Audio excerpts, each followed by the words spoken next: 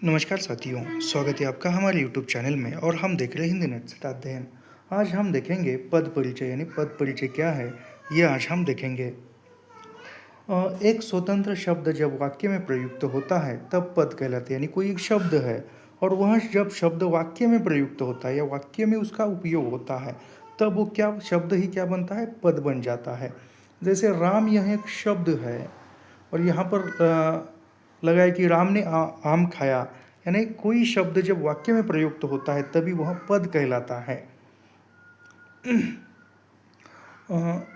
और वाक्य में उस शब्द की सभी भूमिकाओं का परिचय देना ही पद परिचय, यानी कोई शब्द है और वो शब्द जब वाक्य में प्रयुक्त होता है, वाक्य में उपयोग किया जाता है और फिर तब उसका पूरा वह शब्द से उस शब्द से पूरा वाक्य का जो है पर वाक्य का भूमिका यानी वाक्य का पूरा अर्थ, जैसे ने आम खाया, ने आम खाया,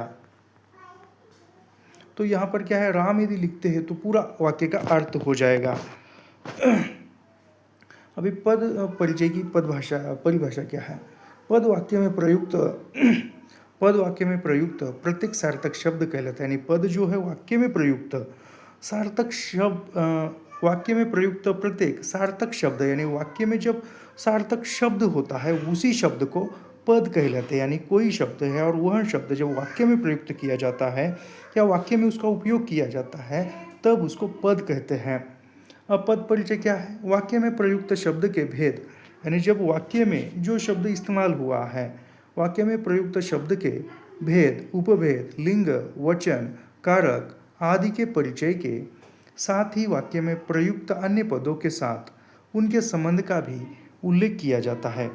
यानी वाक्य में जो प्रयुक्त शब्द होता है, वाक्य में एक उपयोग किए वाला शब्द है, वह शब्द क्या है, उस शब्द भेद, उपभेद, लिंग, वचन, कारक आदि के परिचय, यानी जो शब्द वाक्य में उपयोग हुआ है वही शब्द उस शब्द का भेद, उपभेद, लिंग, वचन, कारक इसका परिचय देता है। तो साथ ही वाक्य में प्रयुक्त अन्य पदों के साथ उसके संबंध, यानी जो अन्य पद है उसके संबंधों का क्या उल्लेख करता है तो उसको पद परिचय कहा जाता है। पद परिचय के अंतर्गत वाक्य में प्रयुक्त पदों को अलग करके प्रत्येक पद का परिचय दिया जाता है, यानी वाक्य के अंतर्गत जो प्रयुक्त पद हुआ है, प्रयुक्त जो शब्द हुए हैं उसको अलग करके पद का परिचय दिया जाता है। उसकी व्याकरणिक विशेषताएं और कार्य बताए जाते हैं उसके पीछे। फिर अभी यहाँ पर पद का परिचय क्या है, यह हम उसके प्रकार देखते हैं। संज्ञा शब्द का पद परिचय, सर्वनाम शब्द का पद परिचय, विशेषण शब्द का पद परिचय, क्रिया शब्द का पद परिचय और अव्यय शब्द का पद परिचय। फिर उसके भी कुछ भेद है तो वह नहीं है। क्रिया विशेषण शब्द का पद परिचय, संबंध बोधक शब्द का पद परिचय, समुच्चय बोधक शब्द का पद परिचय और विस्मय बोधक शब्द का पद परिचय। यह क्या है, यह पद परिचय के प्रकार है, भेद है। अभी इसकी हम व्याख्या वो देखेंगे। संज्ञा शब्द का पद परिचय क्या है। संज्ञा शब्द के पद परिचय के लिए संज्ञा का भेद, यानी जो संज्ञा शब्द के परिचय का भेद बताने के लिए संज्ञा का भेद, लिंग, वचन, कारक तथा उस शब्द के क्रिया से संबंध को व्यक्त करते हैं। अभी यहाँ पर इसका हम उदाहरण देंगे। वाक्य क्या है, राजेश ने रमेश को पुस्तक दी। तो यहाँ पर क्या है, राजेश क्या है, संज्ञा है, व्यक्तिवाचक है, पुल्लिंग है यानी लिंग भी पता चल रहा है, एक वचन है, ने के साथ कर्ता कारक दी क्रिया का कर्ता बताया जा रहा है। इसके बाद सर्वनाम शब्द का पद परिचय। अभी सर्वनाम शब्द का पद परिचय क्या है। सर्वनाम शब्द के पद परिचय के लिए सर्वनाम का भेद, लिंग, वचन, कारक, क्रिया के साथ संबंध, यानी सर्वनाम शब्द जो पद वाक्य में प्रयुक्त होता है उसका सर्वनाम का भेद, लिंग, वचन, कारक, क्रिया के साथ उसका क्या संबंध है तथा पुरुष पर विचार किया जाएगा। जैसे मैं तुम्हारे साथ चलता हूँ, मैं उत्तम पुरुष में है, सर्वनाम है, पुरुषवाचक है, पुल्लिंग है, एक वचन है, चलता हूँ क्रिया का कर्ता रूप बताया गया है। यहाँ पर क्या है, विशेषण शब्द का पद परिचय। विशेषण शब्द के पद परिचय हेतु विशेषण का प्रकार, अवस्था, लिंग, वचन, वह विशेष्य के साथ उसके संबंध आदि का वर्णन किया जाता है। केवल हम पढ़ेंगे, टेलीग्राम ग्रुप पर इसका PDF है, वहाँ से भी एक बार आप पढ़ना।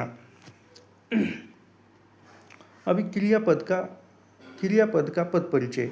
क्रिया शब्द के पद परिचय में क्रिया का प्रकार, यानी जो क्रिया शब्द का जो पद परिचय है उसमें क्या है, क्रिया का प्रकार, फिर लिंग वचन, यानी क्रिया का लिंग क्या है, क्रिया का वचन क्या है, फिर वाच्य काल, वाक्य में प्रयुक्त अन्य शब्दों के साथ उसका संबंध बतलाया जाता है। क्रिया का संबंध बतलाया जाता है। जैसे यहाँ पर क्या है, राम ने रावण को मारा, यहाँ पर मारा क्या है, क्रिया, मारने की क्रिया है, सत्कर्म क्रिया है, फिर पुल्लिंग है, राम क्या है, पुल्लिंग, रावण पुल्लिंग, फिर एक वचन, फिर कर्तव्यवाच्य और भूतकाल। अगला है अव्यय शब्द का पद परिचय। अव्यय शब्द चूंकि लिंग वचन कारक आदि से प्रभावित नहीं होते, यानी जो अव्यय शब्द क्या है, अव्यय शब्द को ही अविकारी शब्द कहते हैं। अव्यय शब्द क्या है, जिसका लिंग वचन क्रिया कारक इससे कोई प्रभाव नहीं होता है, उसको अव्यय शब्द कहते हैं। पद परिचय में केवल अव्यय शब्द के प्रकार, उसकी विशेषता, यानी पद परिचय में अव्यय शब्द कब आता है, केवल उसके प्रकार, उसकी विशेषता या संबंध ही बताने के लिए अव्यय शब्द आ जाते हैं। फिर उसके उपभेद में है क्रिया विशेषण का पद परिचय। भेद तथा क्रिया की जानकारी, यानी क्रिया विशेषण का पद परिचय क्या है, उसका भेद बताना तथा क्रिया की जानकारी देना। जैसे श्याम वहाँ गिरा था। समुच्चय बोधक का क्या है, भेद तथा जिन दो शब्दों को मिला रहा है, यानी भेद तथा जिन दो शब्दों को मिला रहा है उसका उल्लेख होगा। जैसे सीता और गीता बहनें हैं। फिर संबंध बोधक में क्या आएगा, भेद तथा जिससे संबंध है, यानी संबंध बोधक में भेद बताएगा तथा जिससे संबंध है उस संज्ञा या सर्वनाम का उल्लेख, यानी किससे संबंध है उस संज्ञा या सर्वनाम का उल्लेख करेगा। जैसे ट्रेन समय से पहले आ गई। फिर विस्मय बोधक, भेद या भाव का नाम, यानी भेद या भाव का नाम विस्मय बोधक में, जैसे वहाँ कितना सुंदर पेड़ है, वहाँ कितना सुंदर फूल है, ऐसा। तो यहाँ पर हमने यह पद परिचय, यह टॉपिक देखा है। तो यह सब कुछ हम निःशुल्क पढ़ाते हैं और निःशुल्क अध्ययन करने के लिए हमारे चैनल को सब्सक्राइब कीजिए, लाइक कीजिए और शेयर करना मत भूलिए। मिलते हैं नेक्स्ट वीडियो में। धन्यवाद।